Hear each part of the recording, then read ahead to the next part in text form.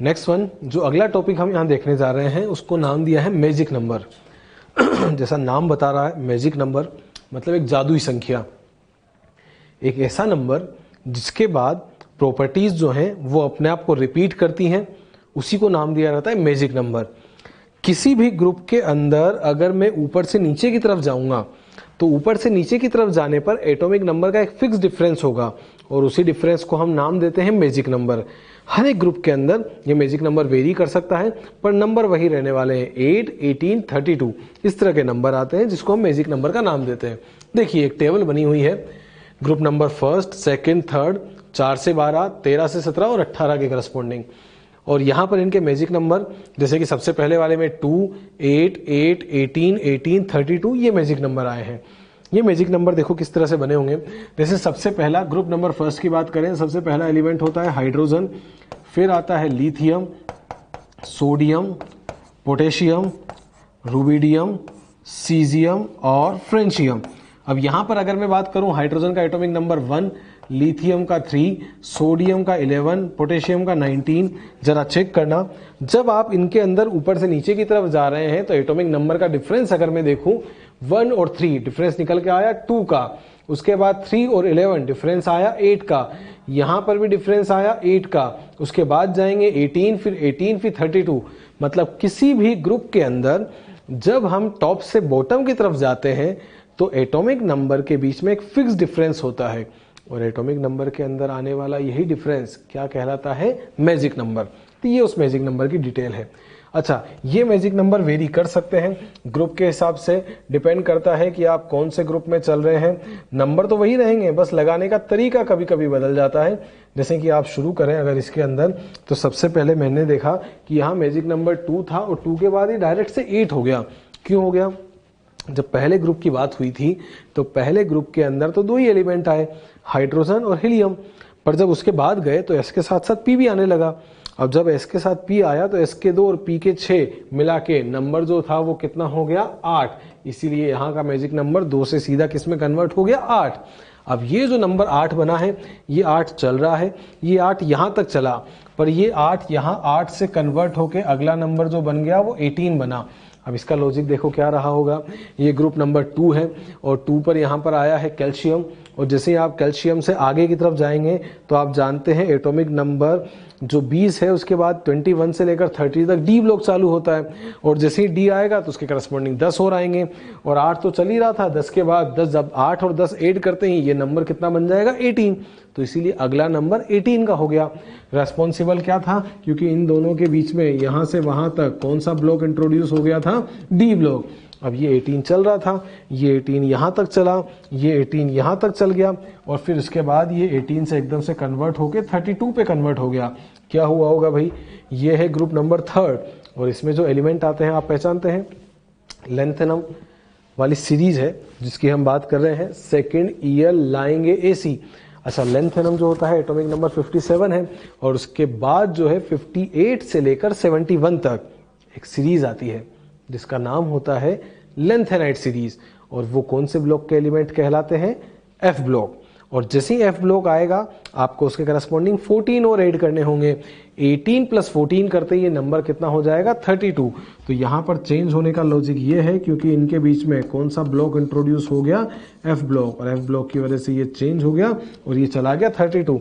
अब ये नंबर 32 चल रहा है, ये चलेगा, ये तब तक चलेगा जब तक कि अगला ब्लॉक नहीं आ जाता, एस पी डी एफ, उसके बाद जी, और जैसे ही जी आएगा यहाँ पर 14 और ऐड हुए थे, उसमें जो है 14 के बाद 18 ऐड होंगे और अगला मैजिक नंबर 50 बनेगा, और उसके बाद फिर ये सीरीज चालू हो जाएगी। तो ये करस्पॉन्डिंगली चेंज हैं जो आते हैं, इसीलिए आपको थोड़ा थोड़ा सा ध्यान रखना होगा कि आप यहाँ पर 2 एक ही जगह काम में आता है, बाकी में तो नहीं आया। 8 लगाएंगे, उसके बाद 18, 18, 32, पर यहाँ पर आप देख रहे हैं 18, 18, 32 के बाद 18, 32, 32 लगा रहे हैं। क्यों लगा रहे हैं, क्योंकि वो एफ ब्लॉक आ गया। तो इसीलिए जहां पर भी एक नया ब्लॉक आता है वहां पर चेंज आता है और उस चेंज के करस्पॉन्डिंग आपको इसको बदलना पड़ जाता है। This one is magic number. चलिए, अगला जो नाम यहां पर आया है उसको नाम दिया है हमने पीरियोडिसिटी। देखिए ये क्या है पीरियोडिसिटी। पीरियोडिसिटी बेसिकली जब भी आप लेफ्ट से राइट या टॉप से बॉटम की तरफ जाएं, लेफ्ट से राइट जाने का मतलब एक पीरियड में जाना, और टॉप से बॉटम जाने का मतलब एक ग्रुप में जाना। तो कभी भी आप पीरियोडिक टेबल के अंदर लेफ्ट से राइट या टॉप से बॉटम की तरफ मूव करें तो कुछ प्रॉपर्टीज तो सेम रहेंगी और कुछ में चेंज आएगा। यही सिमिलरिटी और चेंज जो होता है उसको हम नाम देते हैं पीरियोडिसिटी। देखो क्या कहें, एक पीरियड में चलें, जैसे कि सेकंड पीरियड की ही बात अगर मैं करता हूं तो सेकंड पीरियड में जो एलिमेंट आने वाले हैं, जैसे कि फॉर एग्जांपल बात की जाए, सेकंड पीरियड के एलिमेंट लिखते हैं लिथियम, नेक्स्ट वन बेरिलियम, फिर boron, carbon, nitrogen, oxygen, fluorine और नियोन। आप लेफ्ट से राइट जा रहे थे, सारे के सारे सेकंड पीरियड के एलिमेंट हैं, मतलब एन का वैल्यू तो सेम रहेगा, सभी के अंदर सेकंड पीरियड होगा। पर अगर बात करें कन्फिग्रेशन कन्फिग्रेशन देखो किस तरह से हम बना रहे थे। कन्फिग्रेशन लिथियम का लिखा था, this one is 1s2 2s1, अगले का कन्फिग्रेशन 1s2 2s2, उसके बाद 1s2 2s2 2p1 2p2 2p3 2p4 2p5 2p6, ये कन्फिग्रेशन बन के आए। अब आप देख सकते हो सभी के अंदर एन का वैल्यू तो सेम था, मतलब सभी सेकंड पीरियड के एलिमेंट थे। पर अगर मैं बात करूं कन्फिग्रेशन की तो आउटर मोस्ट शेल के इलेक्ट्रॉन बदल गए।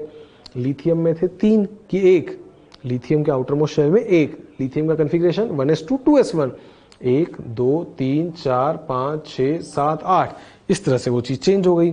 तो हम क्या कह सकते हैं, जब आप एक पीरियड में चले तो उनका शेल नंबर तो सेम रहा, पर उनके आउटर मोस्ट शेल में पाए जाने वाले इलेक्ट्रॉनों का नंबर बदल गया। तो एन का वैल्यू तो सेम है, पर आउटर मोस्ट शेल के इलेक्ट्रॉन बदल गए। अच्छा, इसी तरह से फिर से अगर इस चीज को चेक करें, ये हमने एक पीरियड में चेक किया था, नेक्स्ट टाइम हम एक ग्रुप में चेक करने की कोशिश करते हैं। जैसे कोई सा भी ग्रुप ले लिया जाए, फॉर एग्जाम्पल यहाँ पर मैं जो ग्रुप लेने जा रहा हूँ उसकी हम बात करते हैं, जैसे फर्स्ट ग्रुप ही ले लेते हैं। फर्स्ट ग्रुप जैसे कि मैंने लिखा हाइड्रोजन, ये हो गया hydrogen, next one is lithium, sodium, potassium, rubidium और सीजियम। हाइड्रोजन का configuration 1s1, next one 2s1, 3s1, 4s1, 5s1, 6s1, अगला आएगा तो 7s1। कुछ सेम है, आउटर मोस्ट में आपको हर बार s1 सुनाई दे रहा है, मतलब वैलेंस शेल में सभी के पास कितना इलेक्ट्रॉन अवेलेबल है, 1। अच्छा, वैलेंस शेल में अगर सभी के पास 1 इलेक्ट्रॉन है, मतलब आउटर मोस्ट में 1 इलेक्ट्रॉन निकालने पर सबके ऊपर +1 चार्ज आएगा, तो ये चीज तो सेम हो गई। पर कुछ अंतर भी था, अंतर था उनके अंदर वैलेंस शेल का। 1s1 2s1 3s1, मतलब इसमें 1 शेल था, इसमें 2 शेल थे, इसमें 3 शेल थे, ये चीज बढ़ रही है। तो कभी भी अगर आप पीरियोडिक टेबल में मूव करोगे लेफ्ट से राइट या टॉप से बॉटम की तरफ, तो कुछ प्रॉपर्टीज तो ऐसी हैं जो कि सेम रहेगी और कुछ में चेंज आएगा, और यही सेम रहना, यही चेंज जो है उसी को हम नाम देते हैं पीरियोडिसिटी। तो पीरियोडिसिटी जो है वो मूवमेंट के बारे में बता रही है, पीरियोडिक टेबल में कहाँ कहाँ चेंज आ रहा होता है। कॉज ऑफ पीरियोडिसिटी क्या है, due to same outermost electronic configuration, ये तो एक ग्रुप में रहेगा, या फिर हम बोल सकते हैं कि ड्यू टू सिमिलर इंटरवल के बाद प्रॉपर्टीज का रिपीटेशन। ये इंटरवल वही था जो अभी आप पढ़ के आए हैं, कौन कौन सा इंटरवल था, 2 8 8 18 18 32 32, कौन सा नंबर कहलाता है, मैजिक नंबर। तो हर एक ग्रुप के अंदर या फिर इस तरह से जो है प्रॉपर्टीज का चेंज आता है, और वही लॉजिक है, क्योंकि पीरियोडिक टेबल बनाई इसी तरीके से जाती है। पीरियोडिक टेबल को बनाने का तरीका है कि आप सिमिलर प्रॉपर्टीज वाले एलिमेंट को एक साथ में रखें। अगर वो सारे एलिमेंट एक साथ में होंगे तो उनकी स्टडी करना आसान होगा। आप एक को हटाएं और उसके बारे में जो बताएं सब उसी को फॉलो करेंगे, इसलिए स्टडी को आसान बनाने के लिए ऐसा किया जाता है। चलिए नेक्स्ट वन, ये एक डायग्राम है जो कि हमें एक्सप्लेन कर रहा होता है पीरियोडिसिटी का सबसे पहला पॉइंट, जिसको हम नाम देते हैं Z इफेक्टिव। Z इफेक्टिव मतलब पूरा नाम होता है effective nuclear charge. This one is Z effective, जिसको मैं नाम देता हूं इफेक्टिव न्यूक्लियर चार्ज, मतलब न्यूक्लियस का वो वाला चार्ज जो अब इफेक्टिवली काम कर पा रहा है, उसको हम नाम देते हैं Z इफेक्टिव। देखो एटम का स्ट्रक्चर किस तरह से, बीच में सेंटर में न्यूक्लियस है, बाहर की तरफ अलग अलग शेल बने हैं। सबसे बाहर वाले शेल को नाम दिया है N, उसके अंदर वाले का नाम N-1, उसके अंदर वाले का नाम N-2। सबसे बाहर की तरफ आउटर मोस्ट शेल के अंदर जो एक इलेक्ट्रॉन होता है उसको हम मान लेते हैं टेस्ट इलेक्ट्रॉन। टेस्ट मानने का मतलब ये रहा कि इसके ऊपर लगने वाले फोर्स ऑफ अट्रैक्शन और रिपल्शन की हमें स्टडी करनी है, तो ये टेस्ट इलेक्ट्रॉन था। अंदर भी ऑलरेडी इलेक्ट्रॉन्स थे, इसके ऊपर भी नेगेटिव चार्ज है और अंदर वाले इलेक्ट्रॉन्स के ऊपर भी नेगेटिव चार्ज है। आप जानते हैं सेम चार्ज है, तो उसकी वजह से ये इलेक्ट्रॉन इसको बाहर की तरफ धकेलेंगे, और धकेलेंगे तो इसको कौन सा फोर्स फील होगा, रिपल्शन फोर्स। पर जैसा कि आप देख पा रहे हैं इस इलेक्ट्रॉन के ऊपर तो नेगेटिव चार्ज है, पर यहाँ जो न्यूक्लियस है वो पॉजिटिवली चार्ज है। और अगर इस पॉजिटिवली चार्ज न्यूक्लियस की तरफ से देखा जाए तो वो इलेक्ट्रॉन माइनस वाला इसकी तरफ अट्रैक्ट होगा, और अट्रैक्ट होगा तो मतलब इन दोनों के बीच में लग रहा होगा अट्रैक्शन फोर्स। आपको यहाँ पर दो टाइप के फोर्स दिखाई दिए। जो न्यूक्लियस था वो इसके ऊपर लगा रहा था अट्रैक्शन फोर्स, और जो अंदर वाले इलेक्ट्रॉन थे वो इसको धकेल रहे थे और इसके ऊपर लगा रहे थे रिपल्शन फोर्स। अगर अंदर वाले इलेक्ट्रॉन उसको बाहर की तरफ धकेलेंगे तो जो न्यूक्लियस है उसकी इस इलेक्ट्रॉन को अपनी तरफ खींचने की जो पावर है बढ़ जाएगी या कम हो जाएगी। अगर ये उसको बाहर की तरफ फेंकेंगे तो इसके खींचने की पावर कम हो जाएगी, और न्यूक्लियस की यही जो थोड़ी कम वाली पावर है उसको हम नाम देते हैं जेड इफेक्टिव। मतलब न्यूक्लियस का वो इफेक्टिव चार्ज जो उस इलेक्ट्रॉन को अपने पास खींच पा रहा है उसको हम नाम देते हैं इफेक्टिव न्यूक्लियर चार्ज, और उसी को नाम दिया जाता है जेड इफेक्टिव। अंदर वाले इलेक्ट्रॉन्स, अगर इस शेल में कोई और इलेक्ट्रॉन होता वो भी उसको रिपल्शन मारेगा। तो ये दो टाइप के फोर्स है, एक अट्रैक्शन फोर्स और एक रिपल्शन फोर्स। ये जो है उन सब के बारे में हमने कहा है। अंदर वाले बाहर वाले पे रिपल्शन मार रहे होते हैं और उसकी वजह से न्यूक्लियस के खींचने की पावर थोड़ी सी कम हो जाती है। अच्छा, अंदर वाले बाहर वाले को जब रिपल्शन मारते हैं तो वो बेसिकली उसको बचाते हैं। अगर वो अंदर वाले उसको ना बचाएं तो जो न्यूक्लियस है वो उस इलेक्ट्रॉन को अपने नजदीक खींचेगा और खींच के अपने पास बुलाने की कोशिश करेगा। पर अंदर वाले जब उसको बाहर की तरफ धकेल रहे हैं तो धकेल के उसको शील्ड कर रहे हैं। शील्ड का मतलब प्रोटेक्शन, तो वो उसको प्रोटेक्शन प्रोवाइड कर रहे हैं ताकि न्यूक्लियस के खींचने की जो पावर है वो कम हो जाए। और इसी जो है बचाने वाले फोर्स को हम नाम देते हैं स्क्रीनिंग इफेक्ट, या फिर इसी का एक और नाम होता है शील्डिंग इफेक्ट। मतलब टोटल रिपल्शन फोर्स जो कि रिमेनिंग इलेक्ट्रॉन्स की वजह से बाहर वाले पे लगा उसको नाम देते हैं शील्डिंग और स्क्रीनिंग, और इसकी वजह से फोर्स ऑफ अट्रैक्शन थोड़ा सा कम हो जाता है जिसको हम जेड इफेक्टिव का नाम दे रहे थे। देखिए, ड्यू टू स्क्रीनिंग इफेक्ट थोड़ा सा लेस अट्रैक्शन फोर्स जो है उसको फील होगा। मतलब टोटल एक्सपीरियंस जो फोर्स अट्रैक्शन का लगने वाला है वो थोड़ा सा कम हो जाएगा, और उसी को हम नाम देते हैं जेड इफेक्टिव। अच्छा, रिडक्शन जो होता है उसके बाद जितने अट्रैक्शन फोर्स से वो खींच पा रहा था वो सब जेड इफेक्टिव ही है। मतलब सब वही उस डेफिनेशन को घुमा फिरा के बोलने के तरीके हैं। अच्छा, न्यूक्लियस का जो चार्ज था उसको हमने नाम दिया था जेड। जेड क्यों बोला, जरा एक बार इसको भी समझना। जैसे फॉर एग्जांपल सोडियम का एटॉमिक नंबर होता है 11। अब अगर सोडियम का एटॉमिक नंबर मैं बोलता हूं कि 11 है, तो सोडियम के अंदर एटॉमिक नंबर 11 है, तो उसके अंदर प्रोटॉन्स भी 11 हैं और इलेक्ट्रॉन्स भी 11 हैं, मतलब सभी का नंबर बराबर है। अब जब आप बात कर रहे थे कि न्यूक्लियस उनको खींचने की कोशिश कर रहा है, सोडियम का जो न्यूक्लियस है कितने प्रोटॉन्स अवेलेबल होंगे, 11। मतलब सारे के सारे 11 प्रोटॉन्स उसको अपनी तरफ अट्रैक्ट करने की कोशिश कर रहे होंगे, और वही न्यूक्लियस का चार्ज है। क्योंकि न्यूक्लियस पे आप पॉजिटिव चार्ज लगाते हैं और जो पॉजिटिव चार्ज होता है वो होता है प्रोटॉन्स का चार्ज, क्योंकि प्रोटॉन ही है जो उसको खींचने के लिए रेस्पॉन्सिबल है। अंदर वाले इलेक्ट्रॉन जो उसको रिपल्शन प्रोवाइड कर रहे थे उसको हम रिप्रेजेंट करते हैं सिग्मा से, और सिग्मा का साइन ये वाला। आगे जाके जब आप बॉन्डिंग पढ़ेंगे तो ये बॉन्ड बन जाएगा, एक सिग्मा बॉन्ड बनता है, एक पाई बॉन्ड बनता है, और ज्यादा एडवांस फॉर्म में जाओगे तो फिर डेल्टा बॉन्ड भी पढ़ोगे आप। तो ये सिग्मा बॉन्ड है। सिग्मा जो है स्क्रीनिंग, मतलब वो रिपल्शन जो लग रहा था उसका कांस्टेंट है, उसको रिप्रेजेंट करने का तरीका होता है। और जब इन सबको मिला देते हैं तो देखो जेड इफेक्टिव का एक फॉर्मूला बन के आता है, Z effective is Z minus sigma. कैसे बना होगा देखो, न्यूक्लियस का पूरा अट्रैक्शन जो है इसको खींचने पे लग रहा था। अच्छा, न्यूक्लियस का जो अट्रैक्शन था वो प्रोटॉन्स की वजह से था। प्रोटॉन्स का नंबर 11 था और 11 जो है एटॉमिक नंबर के बराबर हो गया। अंदर वालों ने जितना रिपल्शन लगाया वो हमने सिग्मा से रिप्रेजेंट कर दिया। तो इस खींचने की पावर के अंदर से जब वो रिपल्शन माइनस हो जाएगा तो उसके बाद जो बचने वाला फोर्स होगा उसी को हम क्या नाम देंगे, जेड इफेक्टिव। तो सीधा सा फॉर्मूला जो जेड इफेक्टिव के लिए काम में आता है क्या होता है, Z effective is equal to Z minus sigma. इस तरह से उसको रिप्रेजेंट किया जाता है। आगे बढ़ते हैं। स्लेटर एक साइंटिस्ट हैं जिन्होंने ये अप्रोच बताई कि किस तरह से आपको कैलकुलेशन करनी होती है, उसको कैलकुलेट करने के तरीके इन्होंने बताए थे। सबसे पहले सिंगल इलेक्ट्रॉन स्पीशीज जैसे कि हाइड्रोजन। अच्छा, हाइड्रोजन का कॉन्फ़िगरेशन क्या लिखा जाएगा, हाइड्रोजन का कॉन्फ़िगरेशन बन के आया 1s1, एक इलेक्ट्रॉन बचा। अब एक ही इलेक्ट्रॉन है तो उसको तो हम टेस्ट इलेक्ट्रॉन बना देंगे, और अगर आपने इस हाइड्रोजन के एक इलेक्ट्रॉन को ही टेस्ट इलेक्ट्रॉन बना दिया तो ये जो इलेक्ट्रॉन टेस्ट इलेक्ट्रॉन बना है, अब इसके ऊपर कोई रिपल्शन लगाने वाला है या नहीं है। जब एक ही इलेक्ट्रॉन है तो फिर कोई रिपल्शन ही नहीं मारेगा, और रिपल्शन नहीं मारेगा तो इनका सिग्मा क्या हो गया, 0। तो सिंगल इलेक्ट्रॉन स्पीशीज का सिग्मा हो जाता है 0। चलिए नेक्स्ट वन, इससे आगे वाले केस की बात करते हैं। आगे वाला केस मतलब अब थोड़े ज़्यादा इलेक्ट्रॉन आए, ज़्यादा इलेक्ट्रॉन देखो किस तरह से, जैसे अगला केस बनाया जहां पर 2 इलेक्ट्रॉन वाली स्पीशीज हो, तो ये 2 इलेक्ट्रॉन स्पीशीज के लिए होगा, उनके लिए सिग्मा की वैल्यू हो जाती है 0.3। जैसे कि हीलियम के कन्फिग्रेशन की बात करें 1s2 लिखा, अब 1s2 कहने का मतलब है अब इसके पास 2 इलेक्ट्रॉन हो गए, एक इलेक्ट्रॉन ये रहा और एक इलेक्ट्रॉन ये रहा। अब अगर 2 इलेक्ट्रॉन बन गए तो इनमें से एक इलेक्ट्रॉन को तो आप टेस्ट मान लेंगे, पर कितना इलेक्ट्रॉन अभी भी बचा हुआ है, एक। अब वो जो एक इलेक्ट्रॉन बचा है वो तो इसको रिपल्शन मारेगा, और जब सिंगल इलेक्ट्रॉन रिपल्शन मारने वाला बचता है तो उसका सिग्मा फिक्स होता है, कितना होता है 0.3। तो देखो किस तरह से, जैसे हीलियम के लिए निकालना था Z माइनस सिग्मा 2 माइनस 0.3, तो ये आंसर आ गया 1.7। तो ये डबल इलेक्ट्रॉन वाले के लिए, पहला वाला था सिंगल इलेक्ट्रॉन के लिए, दूसरा वाला आया डबल इलेक्ट्रॉन के लिए। चलो आगे फिर से बढ़ते हैं, आगे अप्लाई करने का तरीका देखो अब किस तरह से होने वाला है। चलिए अब जो आगे का तरीका है वो है मल्टी इलेक्ट्रॉन स्पीशीज के लिए।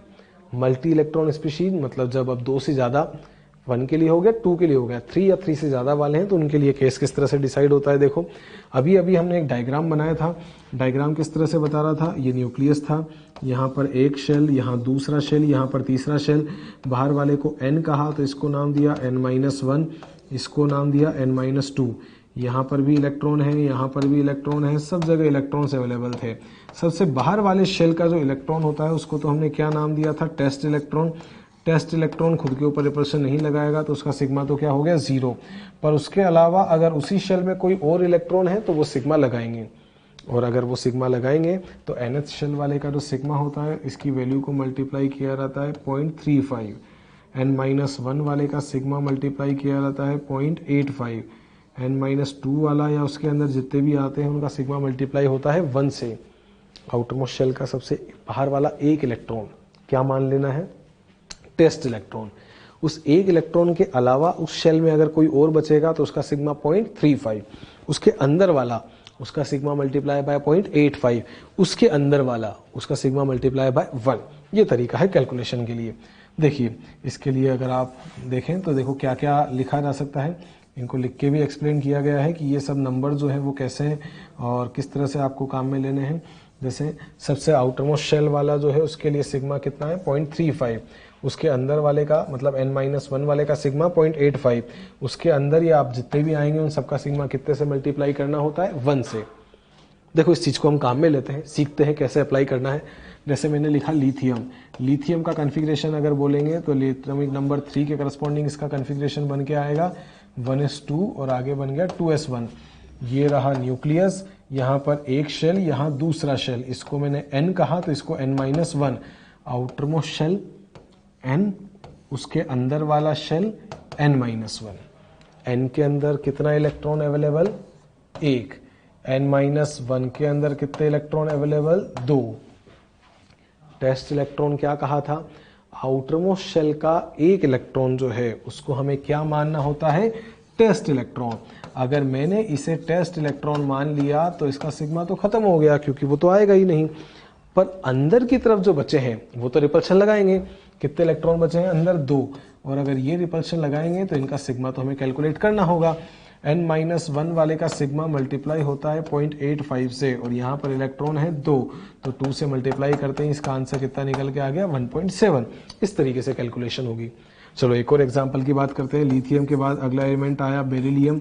बेरिलियम का एटॉमिक नंबर हो गया 4, कन्फिग्रेशन बोले 1s2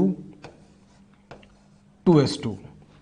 ये था न्यूक्लियस, पहला शेल, दूसरा शेल, ये आउटरमोस्ट शेल है जिसको मैं n कहता हूँ, ये उससे अंदर वाला है जिसको मैं n-1 कहता हूँ, ये n और ये n-1। यहाँ पर 2 इलेक्ट्रॉन, यहाँ पर भी 2 इलेक्ट्रॉन। सबसे बाहर की तरफ आउटरमोस्ट शेल का एक इलेक्ट्रॉन क्या बना देना होता है, टेस्ट इलेक्ट्रॉन। अगर इसको टेस्ट बना दिया तो उसका सिग्मा कितना हो गया 0। अब उसके अलावा उस शेल में कितना इलेक्ट्रॉन बचा हुआ है, 1, और अगर 1 इलेक्ट्रॉन है तो वो तो सिग्मा लगाएगा। nth शेल वाले का सिग्मा अभी हम चेक करके आए कितने से मल्टीप्लाई करना होता है 0.35। चलिए उसके बाद अंदर वाले में देखें n-1 में कितने इलेक्ट्रॉन, 2, और n-1 वाले 2 इलेक्ट्रॉन और उसका सिग्मा मल्टीप्लाई करना है 0.85 से। तो ज़रा चेक करें, इसकी जो वैल्यू निकल के आई है दिस वन इज़ 1.7 और ये वाली हो गई 0.35। तो आंसर जो निकल के आ जाएगा दिस वन इज़ 2.05। तो ये तरीका है, ये कैलकुलेशन है जिस तरीके से हम आंसर निकालते हैं, ये जेड इफेक्टिव निकालने के लिए काम में आता है। अच्छा, अभी तक तो आप सिग्मा ही कैलकुलेट कर रहे थे, तो सर आप पूछेंगे कि जेड इफेक्टिव कैसे निकालना है। अरे फॉर्मूला ही इतना आसान है, जेड माइनस सिग्मा। जेड तो एटॉमिक नंबर है, वो तो आपको साफ दिख रहा है, तो आपको कैलकुलेशन सिग्मा की ही तो करनी है, और जैसे सिग्मा कैलकुलेट करेंगे ये चीज़ आंसर में निकल के आ जाएगी।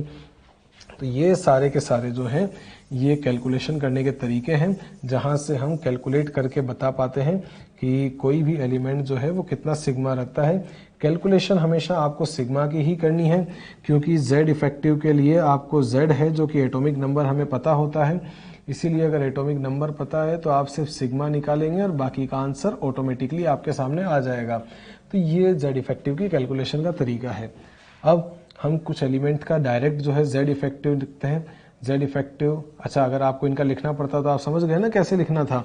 जैसे लिथियम के लिए अगर हमें लिखना था तो 3 माइनस जो भी वैल्यू दी गई थी उसको डायरेक्टली हम काम में लेते और काम में लेके उसका आंसर पुट कर दिया होता। तो देखो कैसे निकालना होगा। तो हमने अभी तक देखा कि किस तरह से सिग्मा कैलकुलेट किया जाता है, और अगर सिग्मा कैलकुलेट हो गया तो जेड इफेक्टिव तो अपने आप आ जाएगा, क्योंकि जेड इफेक्टिव के लिए बड़ा सीधा सा फॉर्मूला जो अभी हम सीख के आए हैं कि जो जेड इफेक्टिव होता है, Z effective is equals to होता है जेड माइनस सिग्मा। अगर आपको एटॉमिक नंबर पता है तो आप ऑटोमेटिक इसका आंसर निकाल देंगे। जैसे कि फॉर एग्जांपल अभी देखें, आपने लिथियम के लिए सिग्मा कैलकुलेट किया था, लिथियम का सिग्मा जो हम निकाल के लाए थे वो था 1.7। नेक्स्ट वन बेरिलियम के लिए हमने निकाला था और इसका आंसर आया था 2.05। अब इन चीज़ों को हम काम में लेते हैं, जेड इफेक्टिव निकालते हैं। लिथियम कितना एटॉमिक नंबर होता है लिथियम का? 3। ये हो गया 3 माइनस सिग्मा, इसके लिए वैल्यू निकाली थी 1.7। 3 माइनस 1.7 मतलब इसका आंसर निकल के आ गया 1.3। ये किसकी कैलकुलेशन की जा रही है? Z effective. इससे पहले जो हमने कैलकुलेशन की थी वो थी सिग्मा की, और अब हम जो कैलकुलेशन कर रहे हैं वो है जेड इफेक्टिव की।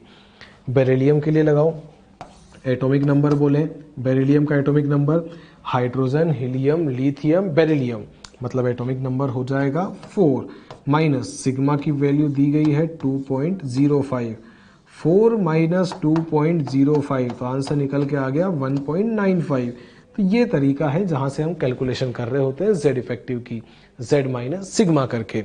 अब इसको काम में लेते हैं। देखो क्या कंक्लूजन इससे बताया जा सकता है। अगर आपको एटॉमिक नंबर पता है तो उसके हिसाब से आपने इनका जेड इफेक्टिव निकाल लिया। सिग्मा की कैलकुलेशन हम कर चुके थे। अब जेड इफेक्टिव के जो कंक्लूजन हमारे सामने आ रहे हैं, देखो वो क्या क्या है। सबसे पहले एक ग्रुप के अंदर देखा गया, ग्रुप के अंदर जो एलिमेंट आए, जैसे कि पहला वाला ग्रुप था lithium, sodium, potassium, rubidium, caesium और फ्रेंशियम। अगर इनके लिए मैं देखता हूं तो देखो जेड इफेक्टिव की वैल्यू 1.3, 2.2, 2.2, 2.2, 2.2। मतलब क्या निकला कंक्लूजन कि एक बार तो थोड़ा सा बढ़ा जब आप यहां से यहां की तरफ गए, पर उसके बाद अगर आप देखोगे तो जेड इफेक्टिव की वैल्यू जो थी वो क्या हो गई? कांस्टेंट। मतलब ये तो हर बार ही 2.2 आने वाला है, मतलब चेंज नहीं हो पाया। अच्छा पीरियड में बात करें, लेफ्ट से राइट, लिथियम के बाद beryllium, boron, carbon, nitrogen, oxygen, fluorine. आप लेफ्ट से राइट जा रहे थे, यहां से यहां गए तो देखना जरा वैल्यू का चेंज आया है 1.95 और 2.6। आंसर निकल के आया 0.65। फिर से आप आगे गए, चेंज आया 0.65। फिर से आप आगे गए और चेंज आया 0.65। अरे ये मैं क्या देख रहा हूं, लेफ्ट से राइट जाने पर जेड इफेक्टिव बढ़ तो रहा है, पर ये जो बढ़ रहा है वो एक फिक्स डिफरेंस से बढ़ रहा है, और वो फिक्स डिफरेंस कितना है? 0.65। मतलब क्या कहा कि जब आप एक ग्रुप में गए थे तब तो जेड इफेक्टिव कांस्टेंट हो गया, पर जब आप लेफ्ट से राइट एक पीरियड में गए तो जेड इफेक्टिव बढ़ा, और कितने के डिफरेंस से बढ़ा? 0.65। तो क्या कंक्लूजन निकल के आता है? जरा इस कंक्लूजन को पढ़िए। कंक्लूजन जो है वो हमने यहां पर इसके लिए इसको साफ किया और कंक्लूजन बना दिया। देखना जरा, जब आप टॉप से बॉटम जा रहे हैं, मतलब एक ग्रुप में जा रहे हैं, तो जेड इफेक्टिव क्या हो जाता है? कांस्टेंट, जैसा कि यहां पर हो गया। जब आप लेफ्ट से राइट जा रहे हैं, मतलब एक पीरियड में जा रहे हैं, तो जेड इफेक्टिव बढ़ता है, और कितने के डिफरेंस से बढ़ता है? 0.65। तो जो जनरल ग्रुप होते हैं, मतलब जो नॉर्मल ग्रुप है एस और पी ब्लॉक वाले, उनके अंदर ये रूल फॉलो होता है कि एक ग्रुप में जेड इफेक्टिव कांस्टेंट होता है, इसीलिए ग्रुप की प्रॉपर्टीज के लिए हम जेड इफेक्टिव नहीं लगाते, वहां की कैलकुलेशन सिग्मा से की जाती है। रेडियस, आईपी, ईए, ईएन, इन सब की प्रॉपर्टीज के लिए सिग्मा अप्लाई करेंगे। जबकि एक पीरियड में जब आप जाते हैं तो जेड इफेक्टिव डोमिनेट करता है और उसका डिफरेंस आता है 0.65, इसीलिए जेड इफेक्टिव एक पीरियड की प्रॉपर्टीज को डिसाइड करेगा। क्या कहेंगे? लेफ्ट से राइट जाने पर जेड इफेक्टिव बढ़ रहा है, और जेड इफेक्टिव बढ़ रहा है मतलब न्यूक्लियस की खींचने की पावर बढ़ रही है, और न्यूक्लियस जितना ज्यादा खींच के रखेगा उसका साइज छोटा हो जाएगा। न्यूक्लियस ने अगर खींच लिया तो इलेक्ट्रॉन को निकालना मुश्किल हो गया, मतलब उसके लिए आईपी की वैल्यू ज्यादा देनी पड़ेगी।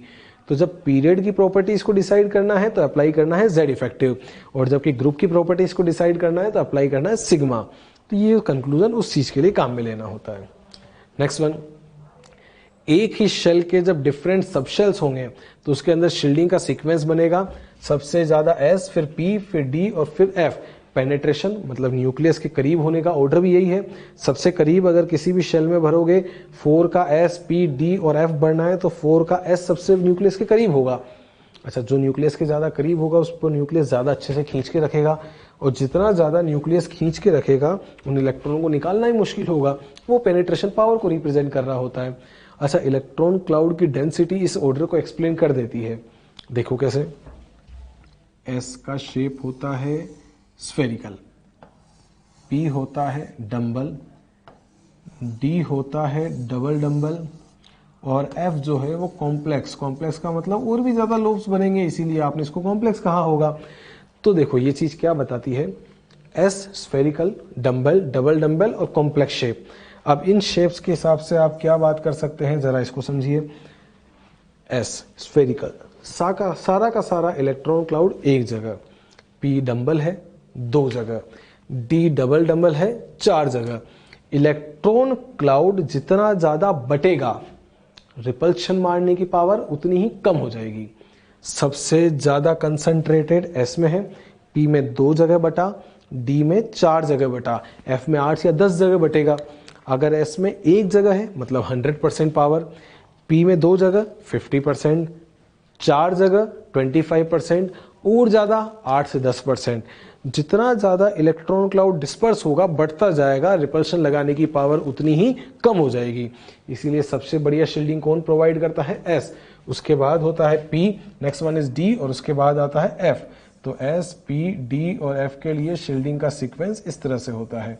चलिए नेक्स्ट वन, अगली बात करें इसी में। जेड इफेक्टिव जब हम आयंस के बारे में कैलकुलेट करें तो देखो क्या कहेंगे।